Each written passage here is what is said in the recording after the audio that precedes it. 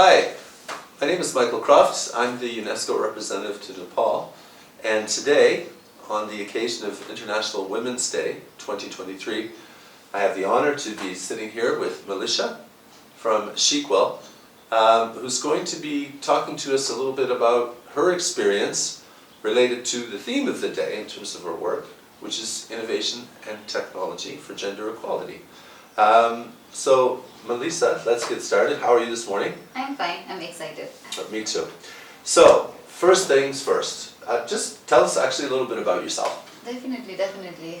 So my name is Melisha Ghimire. I run a foundation called Shequal Foundation. It is actually derived from She is Equal. So when you put it together, it becomes Shequal. I'm an engineer by study. I don't do a lot of engineering right now, but I am a turned social entrepreneur. That's what I call myself. I am very good at strategic planning and operations, and then I love to read, and I'm a Kathak dancer. So yeah, that's me. Okay. Melisha, Shequal is really in this space, this kind of nexus between technology, innovation, STEM education, and girls. What do you see as kind of the most important challenges and opportunities in this space?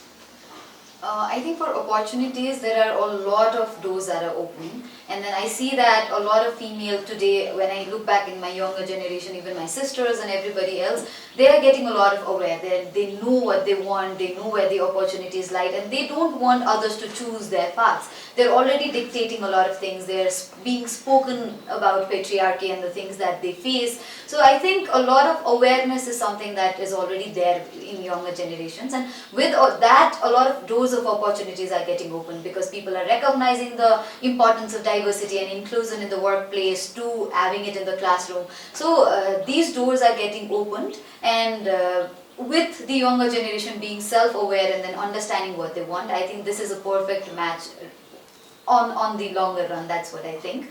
On the challenges side that we still need to tackle is something is, first I'll start with the mindset, because from a very smaller age, I think we are grooming our females and even the male generation that we are separating a lot of things, from household chores to not giving female the right to decide or asking her to be perfect, and then not to speak a certain way or not to voice out the things that matters to her. So these are the mindsets that we are grooming them to. And then when we look into the classroom, like when I talk about myself, I studied in a co-ed school where there were an equal number of male and female. When I went into +2, I chose science. We were 7 girls and 48 men. And then when I chose engineering, I again had to draw back myself and think we were about 4 girls in 48 class, and then we were 17 out of 500 students in all of these in all the colleges. So that's something that has always given me a trigger that why do women don't come here. So I think that's because in the very early stage we're not building that mindset that okay, I belong here. The sense of belongingness is very low when it comes, and it happens eventually when you don't get attention from your teachers accordingly.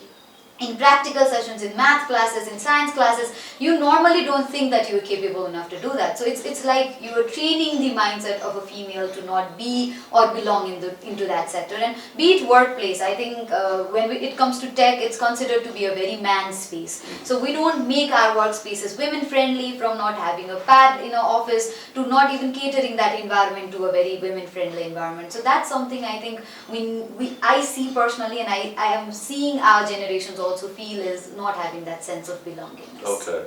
So actually in terms of, awareness raising among young women seems to be pretty good. Yeah. But interventions in the home, yeah, at the school, and in the workplace. Yeah, everywhere. The biases still exist. Yes. Okay. Looking back, is there anything that you would sort of say to your younger self about what to do? I think you would still, I can imagine that you would still want to continue with Shequal, but is there anything about yourself that you might do differently?